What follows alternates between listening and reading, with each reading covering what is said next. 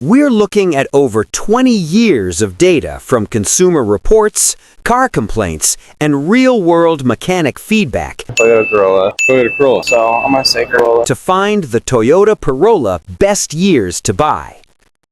We're also going to highlight the danger zones, those specific years to avoid that could leave you stranded on the I-95 with a cloud of blue smoke in your rearview mirror. Let's get into it. Years to avoid. Number 1. The Dark Ages, 2000 to 2002. Let's start with a warning. If you're scouring Craigslist or Facebook Marketplace and you see an 8th generation Corolla, specifically the 2000 to 2002 models, at a too good to be true price, there's a reason. These are the primary years to avoid. The culprit? The 1ZZFE 1.8-liter engine. Now, on paper, this was a great motor, but these early versions had a fatal flaw: oil sludge. Because of the way the piston rings and the crankcase ventilation were designed, these engines ran hot. If the previous owner wasn't religious about 3,000-mile oil changes, and let's be honest, Corolla owners are notorious for stretching maintenance, the oil would literally bake inside the engine. It turns into a substance like tar or black death. In these years to avoid, the sludge clogs the oil return holes in the pistons. Once those are blocked, the engine starts burning oil. We aren't talking a little leak, we're talking a quart every 500 miles. Eventually, the lack of lubrication leads to a spun bearing or a thrown rod. If you absolutely must buy one of these, pull the oil fill cap. If the underside looks like it's covered in burnt brownies, walk away. Number 2. The 2003 inaugural year hiccup. The 2003 was the first year of this new body style, and as is often the case with first-year models, it had bugs. The biggest issue was the automatic transmission. Owners reported a distinct whining or grinding noise from the gearbox around the 80,000-mile mark. It wasn't uncommon for these transmissions to slip or fail entirely. It's a worst year hidden inside a best year. Number 3. 2010 Toyota Corolla, 10th generation. The 2010 Corolla received the most NHTSA recalls of any model year, at 17. 6 of those were airbag-related, and 2 were for the sticking gas pedal. But there is another recall that owners and would-be buyers should be aware of. Under the visibility category, this recall on more than 1.8 million vehicles was related to the master power window switch melting and potentially catching fire. There were also 1,257 complaints logged with the NHTSA and 127 with CarComplaints. On the latter site, a dozen were tied to severe brake system problems, which has a typical repair bill of $540. One owner on NHTSA complaint says, "The contact was driving approximately 35 miles per hour when the brakes were applied, but the vehicle did not stop until it crashed. The airbags did not deploy. A police report was filed. The driver suffered a serious injury. The vehicle was towed to an independent repair shop where the contact was told that the brakes were not functioning." NHTSA complaint, 31st December 2010, approximately 5,000 miles. Number 4. 2009 Toyota Corolla, 10th generation. For the least reliable Toyota Corolla, we give you the 2009 model year with 13 recalls, 1,533 NHTSA complaints, and 254 issues reported to CarComplaints. Of those NHTSA complaints, 146 were engine-related, which correlates with the 76 engine-related concerns shared with CarComplaints.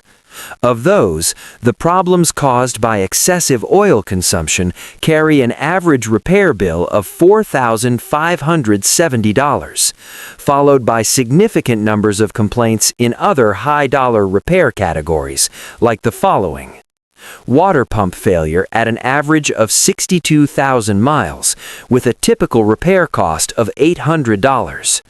Loud engine noise resulting in an average $900 repair bill.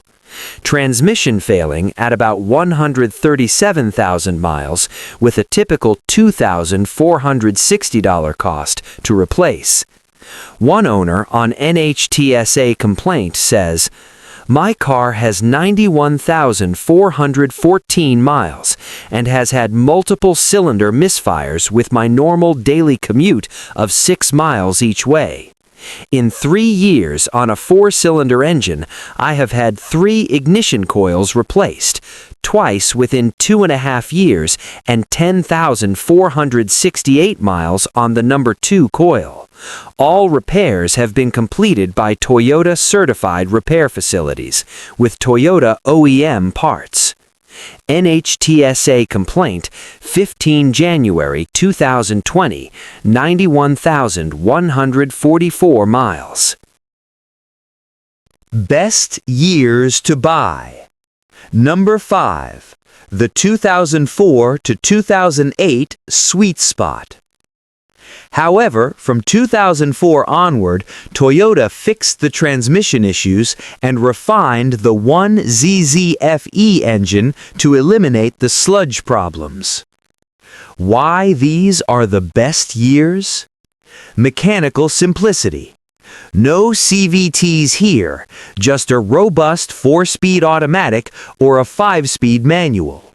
Fuel economy. You'll still get 30+ mpg on the highway easily.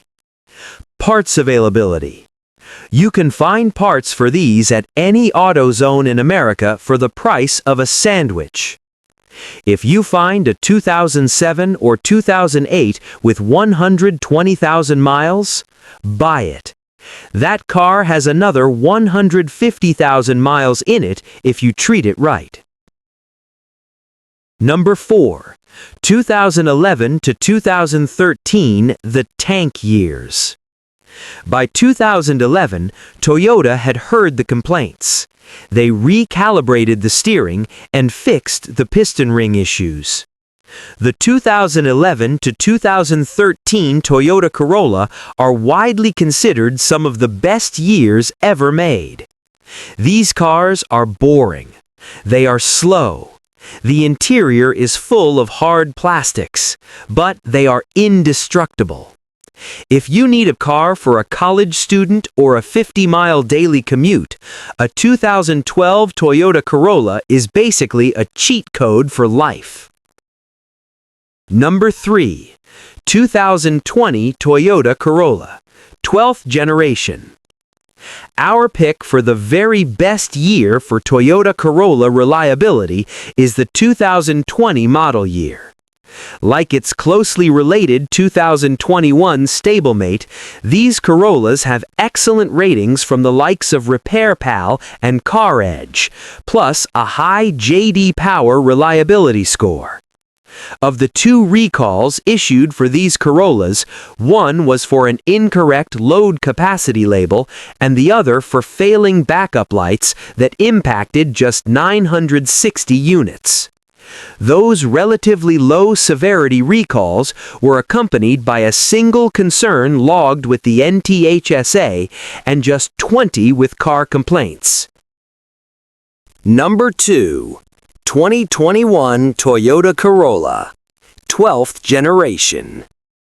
As the runner-up to the best Toyota Corolla year, the 2021 model is a contender worth checking out. with only one recall from the NHTSA for a malfunctioning occupant classification sensor, which is related to the airbag, and a pair of owner-reported concerns at CarComplaints. The 2021 Corolla is an easy pick for one of the best model years available.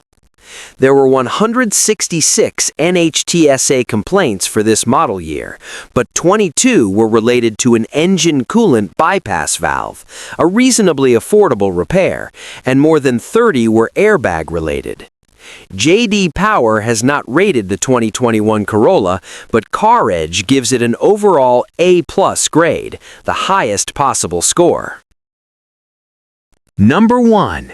2018 Toyota Corolla, 11th generation. Though the 2018 Toyota Corolla is the least best year for reliability, it's still worth your consideration as one of the best years for Toyota Corolla models. Of the 138 NHTSA complaints, 34 were for fuel pump failure, which correlates with one of the 3 recalls for 2018. That's certainly not an ideal situation, but is benign relative to true problem years. There are only 11 issues reported with CarComplaints for these Corollas, including a handful for the annoyance of mice chewing on wires. That said, J.D. Power puts these Corollas in the great category for quality and reliability, while RepairPal rates them as excellent. The Corolla is the best-selling car in history for a reason, but being a smart buyer means knowing that even a legend has off days. What do you think? Do you have a Corolla with 300,000 miles? Tell me your story in the comments below.